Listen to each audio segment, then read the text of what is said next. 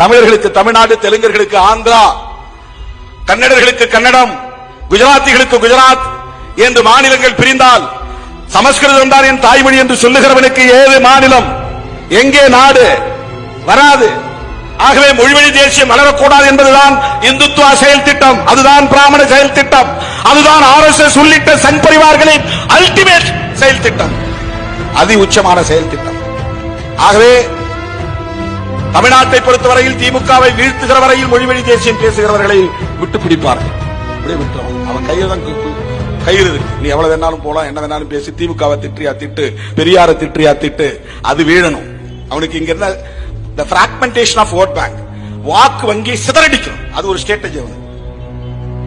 யார் வந்தாலும் நீ கட்சி ஆரம்பி. தமிழ்நாட்டில் நடிகர்களை காட்டினா ஓட்டை பிரிக்க முடியும். யாரெல்லாம் செல்வாக்குள்ள நடிகர்களோ எல்லாத்தையும் தூண்டி விடுவான். போய் ஓட்டு, போய் ஒரு கட்சி ஆரம்பி, என்ன திட்டிக்கோ, பணமும் உனக்கு தரேன் என்ன திட்டுறதுக்கு, எவ்வளவு வேணாலும் என்ன பத்தி பேசு, ஆனா நீ ஓட்டை பிரிக்கணும்.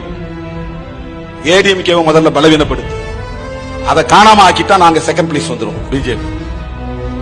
அப்புறம் திமுகவா நாங்களான்னு பார்த்தா அவங்கள வீழ்த்திடுவோம். அதன் பிறகு பெரியார் என்கிற சகாப்தமே தமிழ்நாட்டில் ஒழிக்கப்பட்டு விடும். இதுதான் இந்த செயல் திட்டத்துக்கு தான் அண்ணாமலை துணை போகிறார். இந்த ஆபத்தை தடுக்க வேண்டும் என்றுதான் விடுதலை சிறுத்தைகள் போராடுகிறது.